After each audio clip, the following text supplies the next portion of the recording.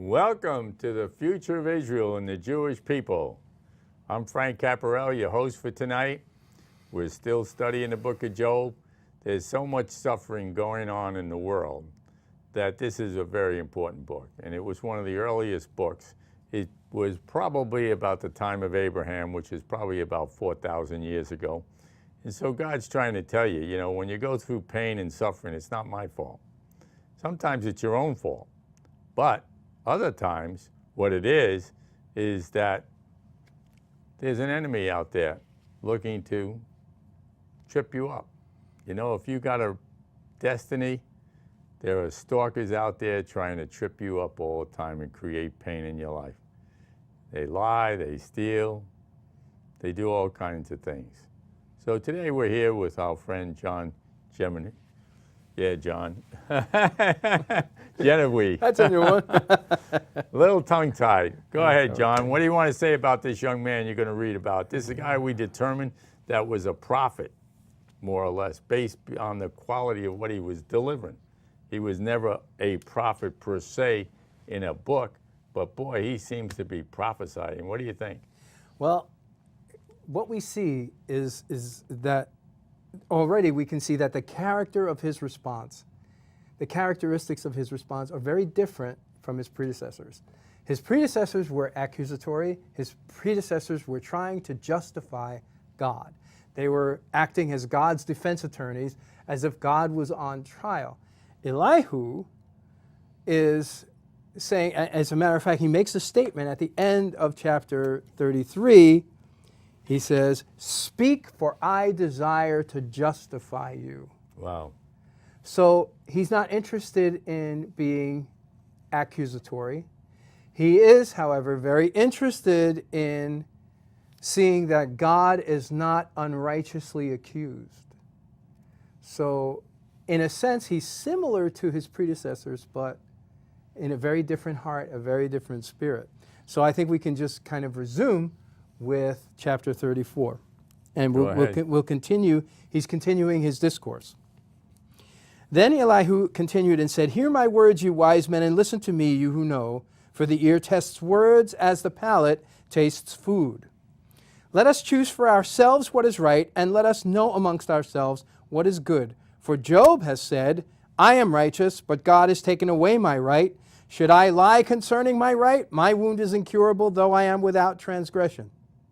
That was a quote. Again, he's quoting Job, right?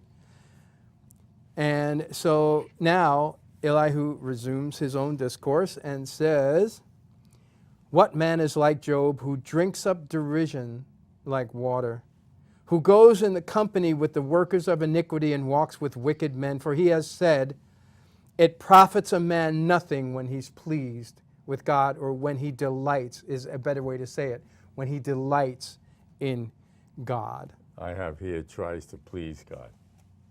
Okay?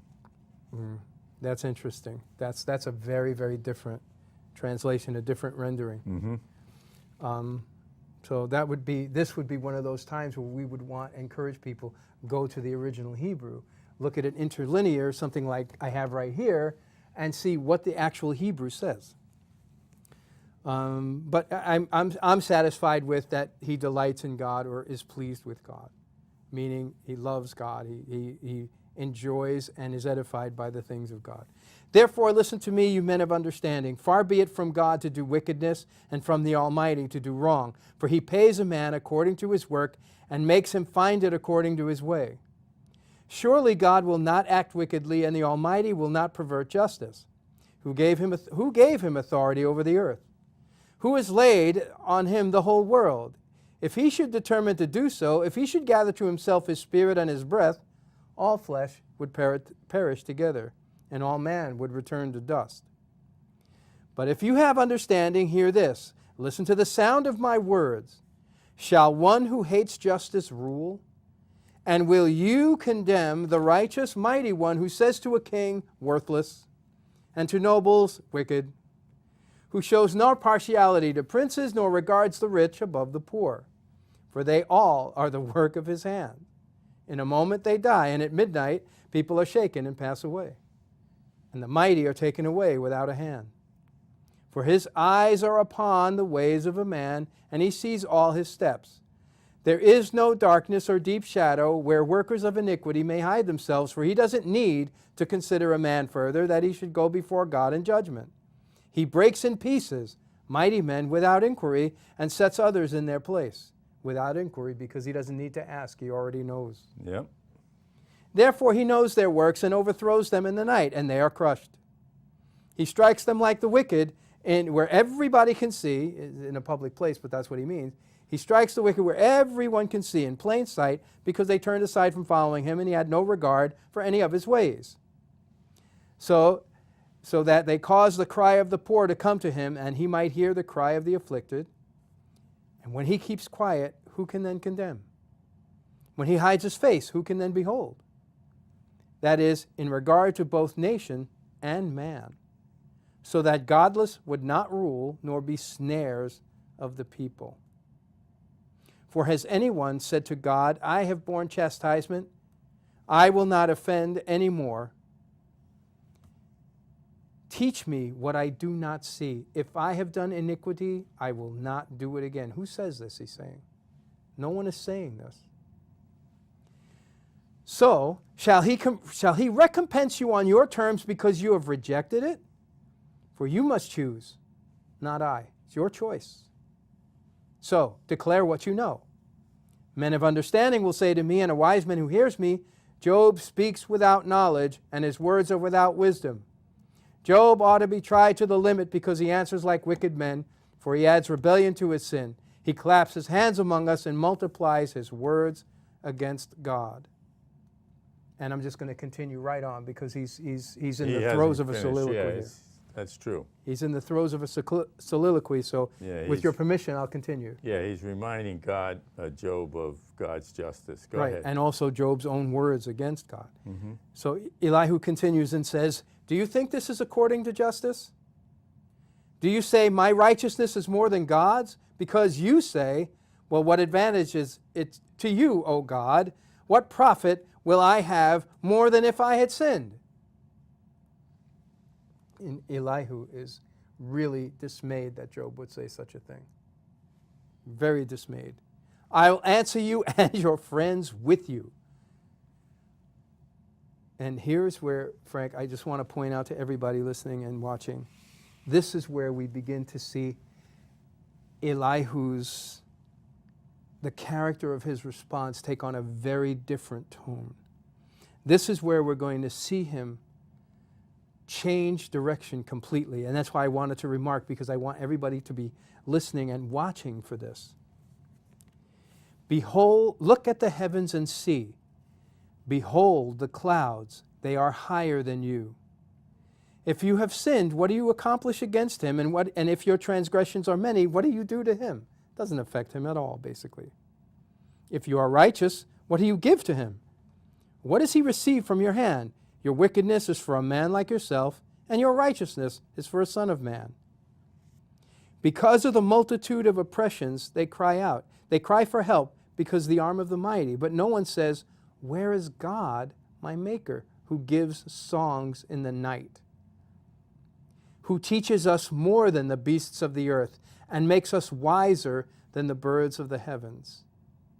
There they cry out, but he doesn't answer because of the pride of evil men. Surely God will not listen to an empty cry, nor will the Almighty regard it. How much less when you say you do not behold him? The case is before him, and you must wait for him. That's important. That's the heart and soul of everything here. Now, the original says the case, okay? In other words, in order for justice to act, it has to judge a case. A judge does not sit in judgment until a case is brought before him. Right. So, go ahead on. Okay. So, once again, at the end of verse 14, the case is before him, and you must wait for him. Now, because he has not visited in his anger, nor has he acknowledged transgression thoroughly. Job opens his mouth emptily and multiplies words without knowledge. Well, I think we've covered a lot, and we want to go back and look at both of these chapters, I think, in a little bit more detail. Okay, he's talking about God, he's talking about Job, and he's trying to make his points with Job. And, you know, in 36, he says, Job, you desire the maximum penalty for the wicked ways you have talked. You know, that surprised me when he said that. That's Okay. a very different translation, too. Yeah, what do you have in 36? Okay. In which 34. it's yeah, he said, Job ought to be tried to the limit There you because he answers like wicked men. go. See? And this is, now he's quoting Job's friends there. Because Job's friends were the ones that were asserting Job ought to be tried to the limit because he ran his mouth and all this stuff. So he's made the assertion earlier that now I'm going to answer you and your friends. Wow. And That's so good. he's gathering this all together and he's saying, this is basically, in modern colloquialism, he's listening, he says, this is a horror show. All of you, this is a horror show. And he's appalled at what he hears. Now, if we were doing this over coffee, okay, and we were both in good health, and there wasn't anything in our families suffering like Job, and we were in good health, we could take it with a grain of salt. Right. But being the fact of what Job went through and how he's a sick man, can you imagine doing this in a hospital room in intensive care to one of your friends? I mean, it's just too much to bear. Mm-hmm. Okay. Did you have anything else in 34 before we analyze 35? Not in 34, no. No, I don't have much more either. That was my comment. What do you got in 35? Okay. In chapter 35, there's that break point there. It's a very, very important point, right? Where he starts with, I will answer you and your friends with you, and then he goes in verse 5, look at the heavens and see, and behold the clouds, they are higher than you. And that, I think, that sort of opens the door to where we're going to go in 36 and onward. Because he's starting to talk now about the attributes of God. We see later on in verse 10, he says, no one says, where is God my maker who gives songs in the night? Well, you know what I like about this portion up at the top here, you just mentioned 7, is he's analyzing the fact that when you do a good deed, man benefits from it. Okay, we think we're doing it for God. God's pleased with it, don't get me wrong. He might even direct you to do it, okay? But he's pleased with your obedience of doing that charitable act. But man is the reciprocant, okay? And he's saying when you sin, you don't really, you're hurting your fellow man, and that might grieve God that you're behaving that way, but you're not affecting him in the sense of the sin is against him. And even in other parts of the Bible, when they say when you sin sexually, you're sinning against your own body, okay? If you're a prostitute, if you're homosexual or something, you come up with a disease that hurts your own body. So I prefer you not to do that. You see what I mean? That's stated very unambiguously. Okay? So it's always for our good and the good of our fellow man. Every law that he gave them in the Torah, and it's just there because it's better for you to do this than that. It's beneficial to do this. It's not beneficial to that. You know? Choose you life. look at the kosher, I set before you life and death. Choose yeah, life. yeah. And it's not always just physical death, but it's sickness, it's other consequences, okay, that come into your life. Adam found that out the hard way. Yeah, in chapter 4 of Genesis, then his brother killed his brother. Right. Okay, and it just goes down the line. So if you didn't do this, okay, but so much for that. What else you got? I had 13 also. I pointed out 13. What do you got on 13, brother, in 35? Well, okay, let's read it again. It says, surely God will not listen to an empty cry, nor will the Almighty regard it. Now, when he's talking about an empty cry there, he's referring to what the motivation for that cry is. What is it? What would God describe as an empty cry? An empty cry would be one motivated by self-righteousness. One would be motivated by a wrong concept of God. So there's lots of different ways. So we're talking about somebody here. He's referring to somebody who is speaking from the wrong motives of the heart or a wrong concept of God. Oh, I think people do that all the time when they pray for things that is not God's will or even detriment to them and their family, okay? And we see this lots of times. Sure. When, God's trying to take that group in one direction and they're resisting it and they suffer tremendous consequences. Yeah. Sure. Thinking God is some sort of procurer, this heavenly procurer, this heavenly sugar daddy. Think about the people that, for some reason or another, I mean, I've heard a story where a person probably missed a train one morning. Another one decided instead of going to the office, I'll go across the street and get my coffee. And those people would have been in the World Trade Center during 9/11. Oh, God. Okay? Yeah. Okay? Yeah. But there are things that happen that we blame on God that's not God. Okay? It's the evil of man. It's the evil of man.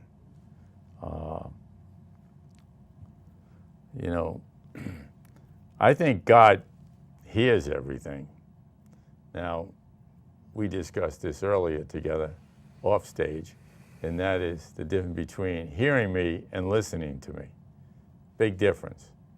When you're going to do something that you heard, now you're listening. When you heard somebody ask you for something and you're not going to do it, you're not listening to them. Okay? So there's a difference here between just hearing. And in the Bible, you'll hear things like, he who has ears, let him hear. What it's saying is that, you're in the audience, but you're not hearing.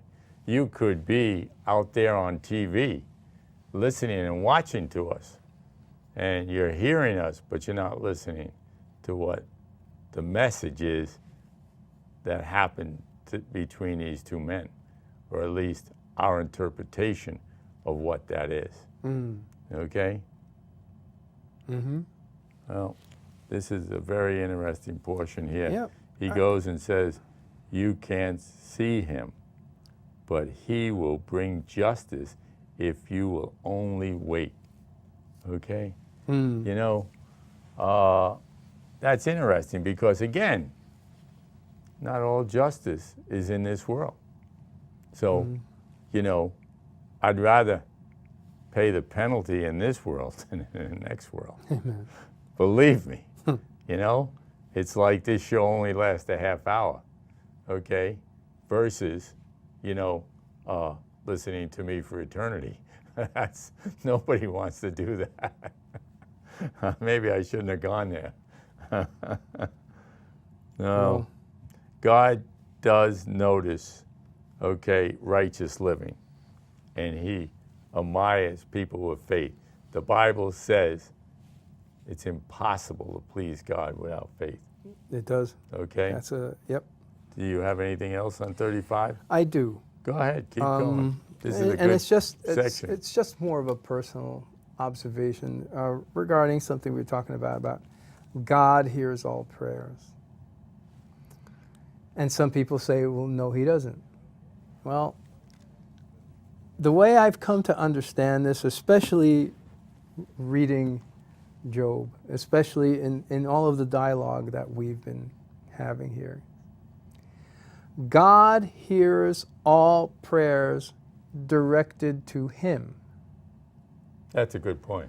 God doesn't hear prayers directed to some imaginary person in my head. C.S. Lewis quoted somebody. That's a good point. C.S. Lewis quoted somebody who liked to pray this way. He said, he addressed his prayer, not to what I think thou art, but to who thou knowest thyself to be.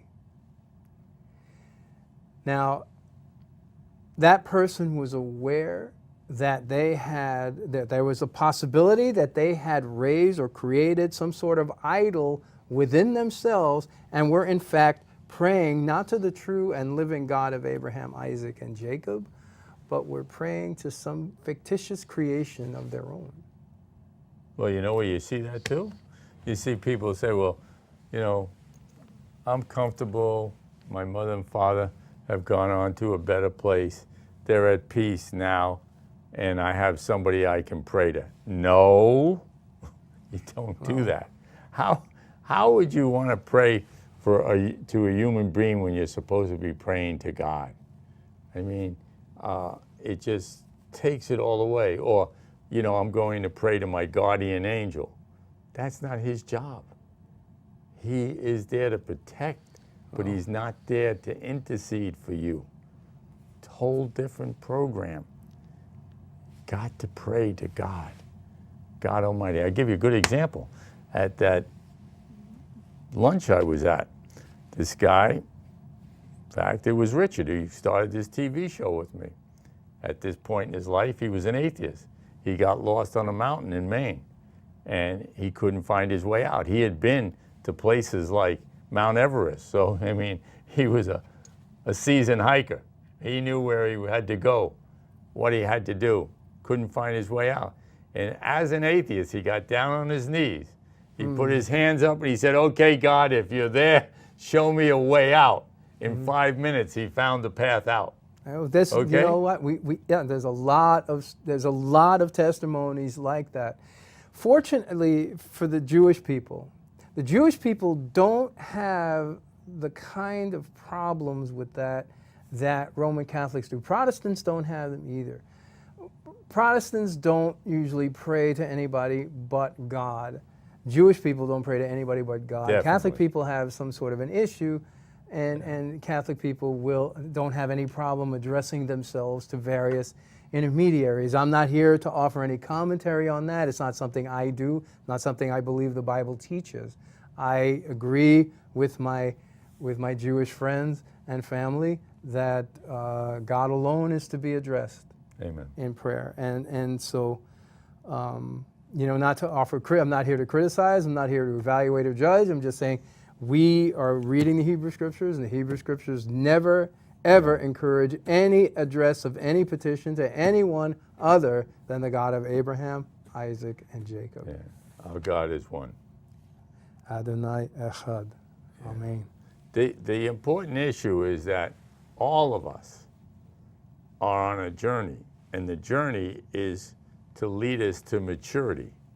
And that's what a mature person does. They move from what they were taught, what their culture is, what their nationality believes, into a more mature relationship. And the way to get there is obviously through the Scriptures. And that is the operating manual for your life. If you're having problems with your life, focus on Scriptures. Read things that will encourage you, that will direct you to God as your means of deliverance. And it doesn't have to be, you know, death row. It doesn't have to be intensive care. It could be finance. It could be a relationship with your spouse. It could be a rebellious children. Go to God with it. That is really the key. Well, what else you got? Well, we have a few minutes left. Well, I don't have any more commentary on the text itself, other than to just remind our audience that this is a very difficult book. It's even difficult for the translators. Now, we've already encountered instances where your translation is markedly different Oh, yeah. than mine. But let our audience understand that, and I encourage everyone in our audience to do some research into the tremendous pains that are taken to ensure the integrity of the original Without text. a doubt. If it's a marvel of scientific and mathematical achievement, how where we can look at a text of Isaiah from the Dead Sea Scrolls and it precisely matches texts of Isaiah from hundreds, thousands of years later. I mean, that may be an exaggeration, but it's sort of amazing. And Well, I'm astounded by it. I truly am. We better wrap up the show, but when we do get back, I'll bring up that God does speak to people. If you want to speak to us, you can reach us on info@thefutureofisrael.org. If you want to look at the previous shows on Job, go to www.thefutureofisrael.org, and we will be back to wrap up this book in the next show, hopefully, or the one following. But write to us about your problems, your situations. You know, God spoke to Abraham. He spoke to Jonah. He spoke to Jacob. He spoke to Moses. So stay tuned to this show. It will help you immensely with your life. And have a good day. Have peace. Believe in God. And I strongly, I'd like to encourage everyone to read ahead.